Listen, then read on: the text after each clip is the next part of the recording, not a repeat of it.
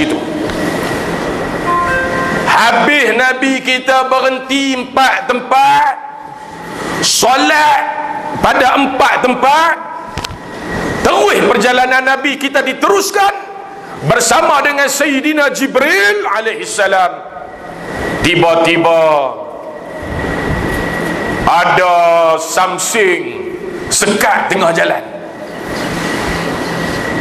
Ni something kumpulan apa tak tahu dah. Ada something sekat tengah jalan. Habis Nabi selesai solat 4 tempat tu, berjalan lagi, tiba-tiba tengah-tengah jalan orang satu something sekat. Nama something tu apa dia? Nama something tu Ifrit, jin, bangsa jin. Nama Ifrit. Ifrit ni Allah sebut dalam Quran. Wa qala ifritum minal jin. Ifrit di kalangan bangsa jin. Ifrit ni jin hak paling ganah. Ifrit ni jin hak gagah sekali, hak paling kuat. Dia sekat tengah jalan. Tak sampai lagi Masjid Aqsa, tak sampai lagi. Tak sampai lagi Masjidil Aqsa. Dia sekat tengah jalan. Bukan takat sekat ya. Kalau takat sekat saja boleh tahan kira.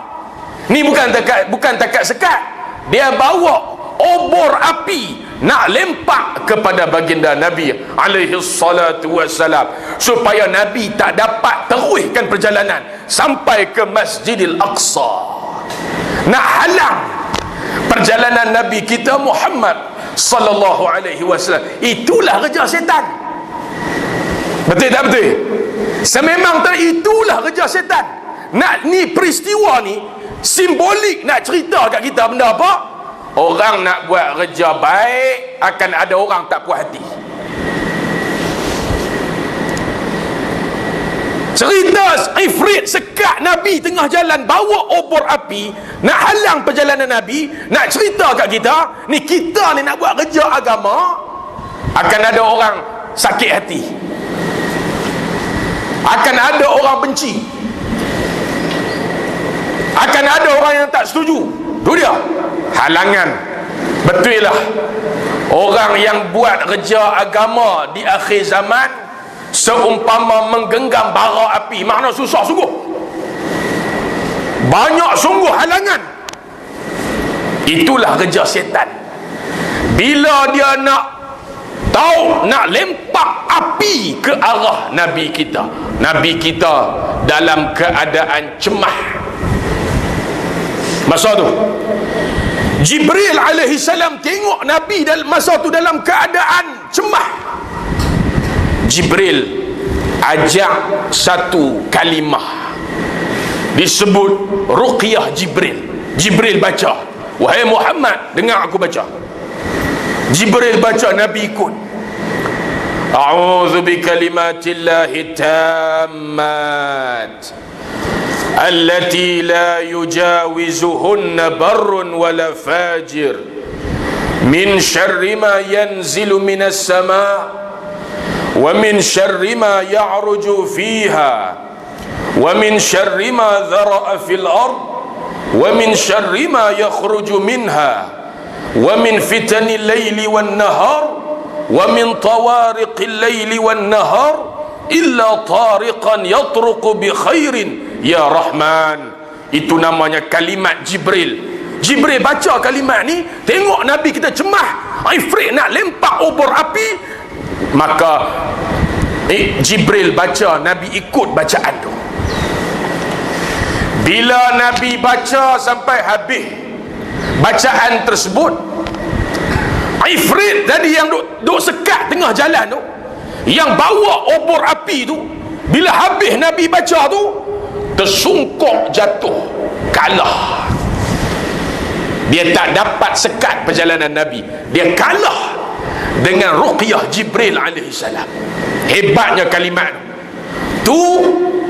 Jin hak atas sekali pangkat dia, bukan takat prebet biasa, bukan takat constable, bukan takat corporal, bukan jin sarjan. Hak atas kali, kalah, tersungkuk jatuh.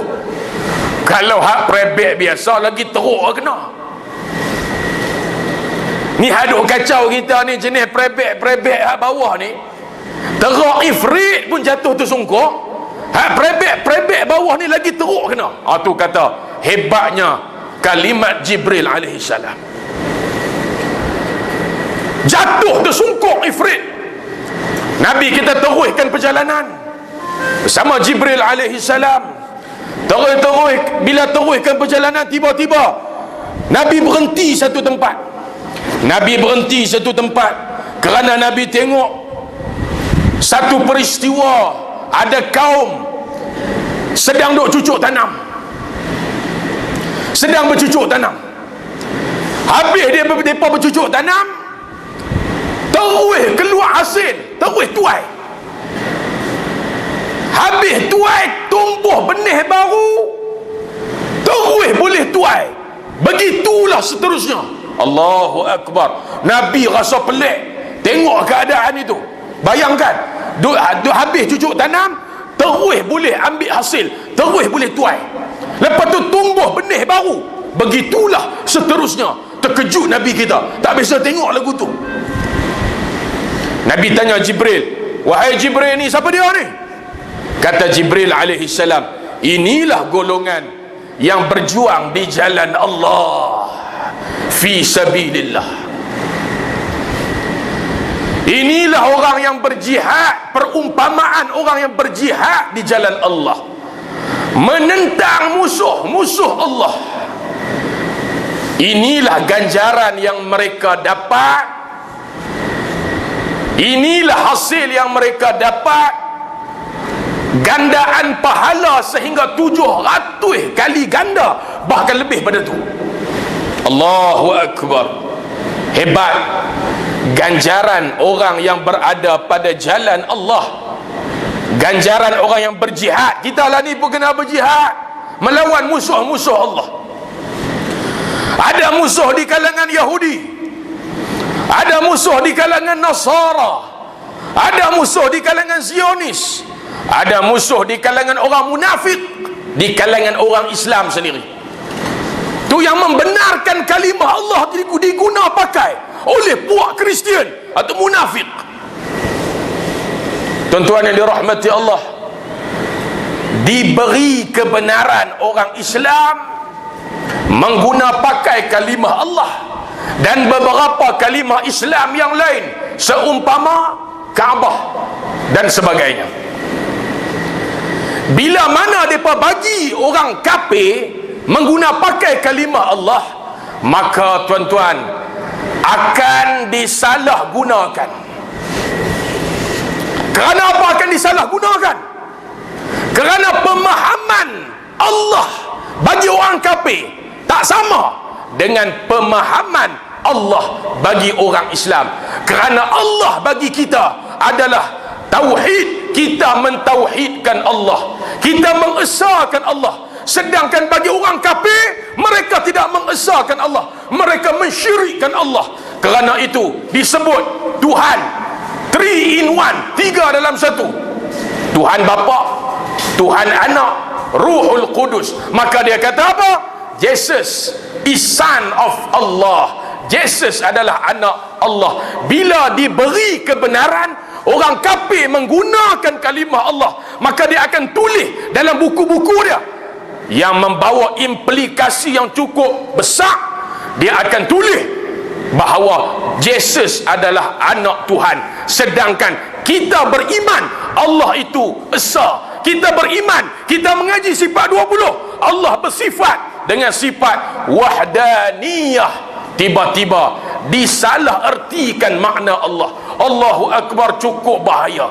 Pemerintah, pemimpin yang beragama Islam yang berada dalam negara kita, kalau tak ambil cakna masalah ini, maka jawablah di hadapan Allah nanti. Jawablah di hadapan Allah. Kalau kamu membenarkan, kalau kamu biak orang kafir menggunakan kalimah Allah, ini masalah yang cukup besar, tuan-tuan. Ini isu yang cukup besar, bukan isu remeh. Ini bukan isu ringan. Ini isu yang melibatkan umat Islam. Kata almarhum Tuan Guru Datuk Dr. Harun Din, rahimahullahu ta'ala, semasa hidupnya, saya akan mempertahankan kalimah Allah sehingga ke akhir hayat. Tidak akan membenarkan orang kafir menggunakan kalimah Allah. Tuan-tuan guru kita almarhum Tuan Guru Datuk Dr. Harundin rahimahullahu ta'ala mempertahankan kalimah Allah semasa hidupnya. Kita pula sekarang, apa pula yang kita buat untuk mempertahankan kalimah Allah? Apabila diberi kebenaran kepada orang kafir untuk menggunakan kalimah Allah, tuan-tuan muslimin muslimat yang dirahmati Allah, peristiwa pertama yang Nabi tengok, orang cucuk tanam terus tuai, cucuk tanam terus tuai, tumbuh benih baru, cucuk tanam terus tuai. Terkejut Nabi. Nabi tanya Jibril, "Hei Jibril, ni siapa dia ni?" "Inilah orang yang berjihad di jalan Allah." Terus perjalanan dengan Jibril alaihissalam. Lepas tengok peristiwa tu, Nabi kita meneruskan perjalanan. Tiba-tiba berhenti satu tempat. Nabi berhenti. Sebab apa? Sebab ada bau, satu bau yang cukup harum, cukup wangi. Cukup wangi. Tak biasa bau lagi, wangi macam tu. Tanya Jibril, "Wahai Jibril, ni bau apa ni?" Bila sampai tempat tu, Nabi berhenti. Bila Nabi bau yang begitu wangi, Nabi tanya Jibril, "Wahai Jibril, bau apakah ini?" "Inilah," kata Jibril alaihi salam, "inilah bau kubur Masyitah. Inilah bau kubur Masyitah." Siapa dia Masyitah? Tukang sikat rambut anak Fir'aun yang beriman kepada Allah. Saat manusia lain mensyirikkan Allah, tengah sikat rambut anak Fir'aun, duk tengah sikat rambut, tiba-tiba sikat tu jatuh, dia pun sebut Allah, laknat atas Fir'aun, celaka Fir'aun, Allah Tuhan yang satu. Sikat tu jatuh, dia terkejut, dia sebut Allah. Anak Fir'aun tanya dia, "Adakah engkau menyembah Tuhan selain daripada ayah aku? Adakah hang sembah Tuhan selain daripada ayah aku?" Dia jawab, "Ya, aku menyembah Allah. Allah sahaja Tuhan yang satu. Aku akan cerita kepada bapa aku Fir'aun." "Silalah, ceritakanlah kepada dia. Aku tidak takut. Kerana Allah sahaja Tuhanku." Masyitah, bukan Masyitah. Kita Masyitah dulu biasa terkenal nama Masyitah tu. Biasa terkenal nama Masyitah lah dulu. Masyitah, tukang sikat rambut anak Fir'aun. Bila dibawa ke Fir'aun, Fir'aun ajak dia kembali ke agama asal. Dia tak mau. Allah saja Tuhanku, Allah Tuhan yang esa. Maka dihukum bunuh Masyitah, suaminya, anak dia, anaknya yang masih bayi, yang masih kecil.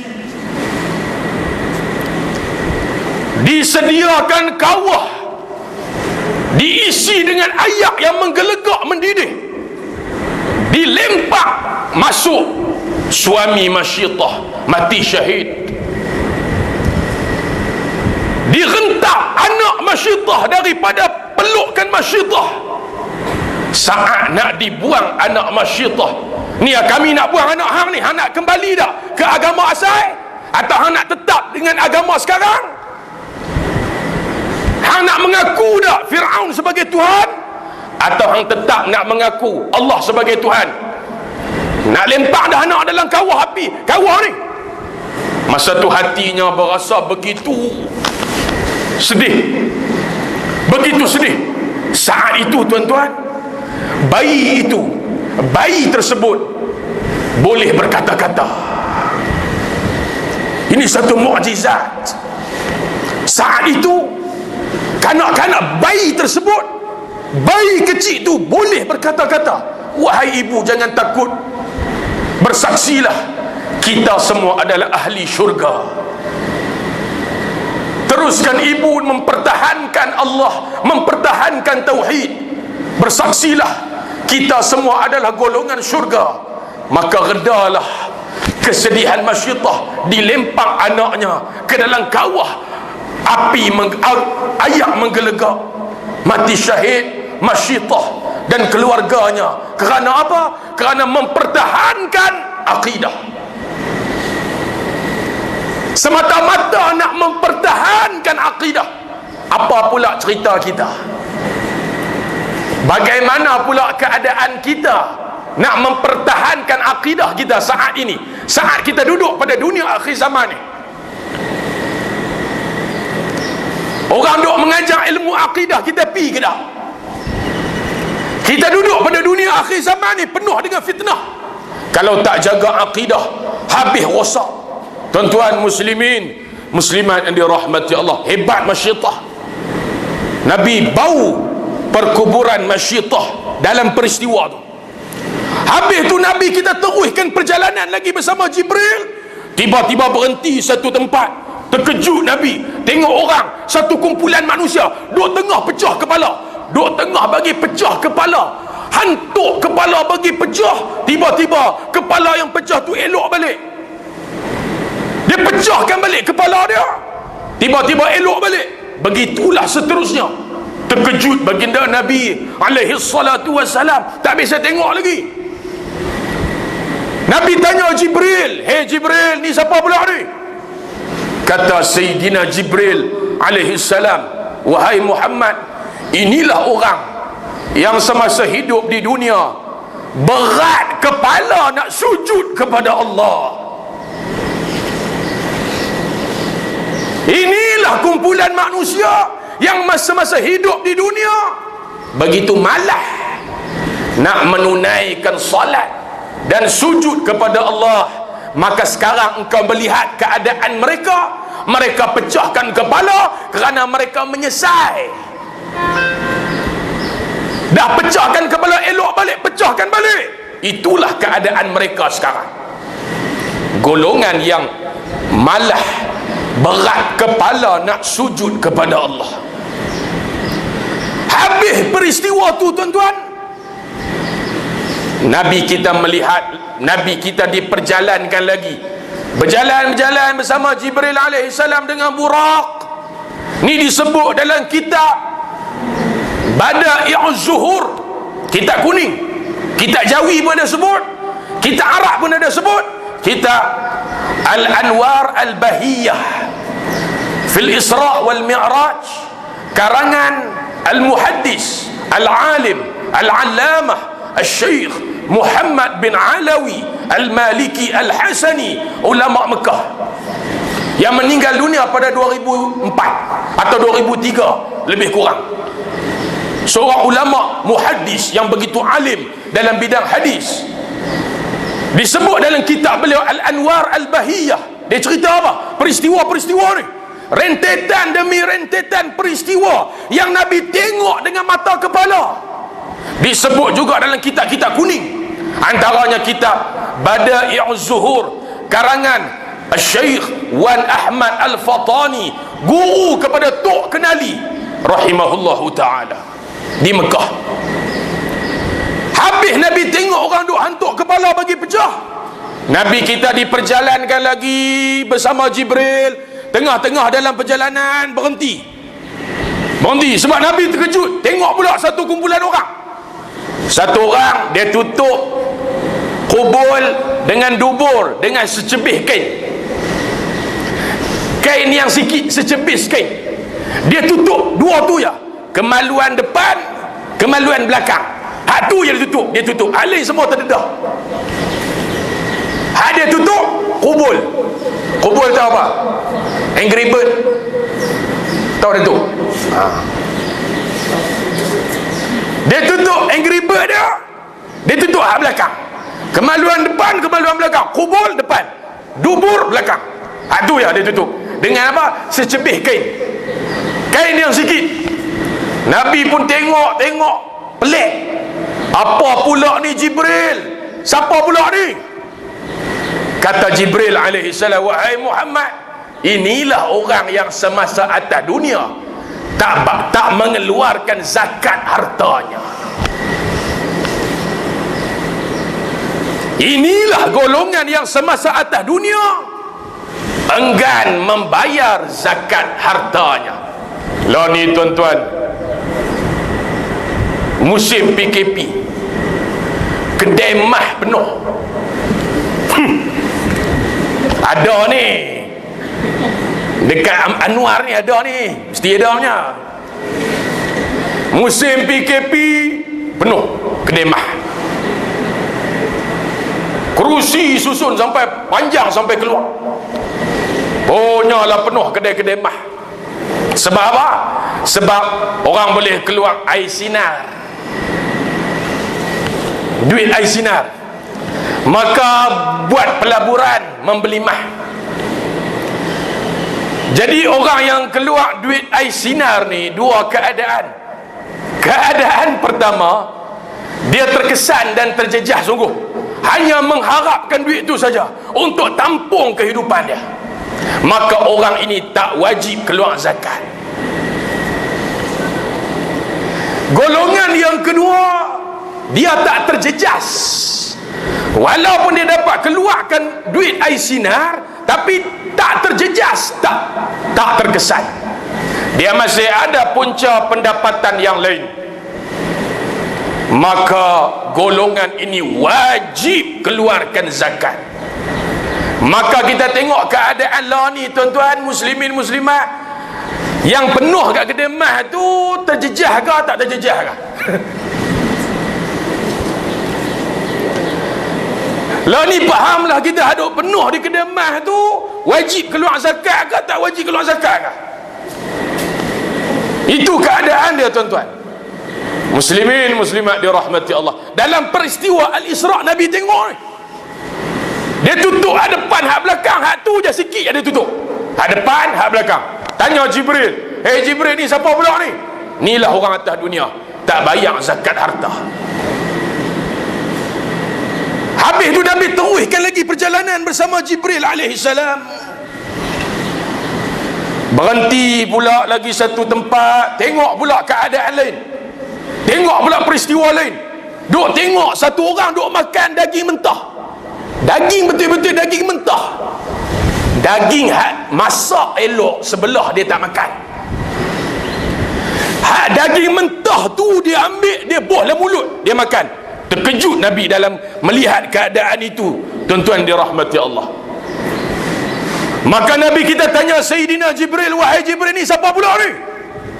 Jibril jawab, "Wahai Muhammad, inilah laki-laki dan orang perempuan yang atas dunia berzina, sedangkan mereka ada suami, ada isteri." Hak laki tu ada isteri, hak isteri tu, hak perempuan tu ada laki, hak laki tu, hak perempuan tu ada suami, hak suami tu ada isteri tapi masih berzina dengan orang lain.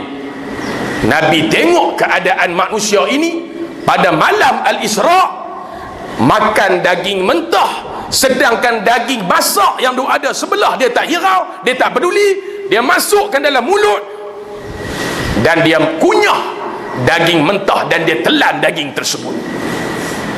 Laki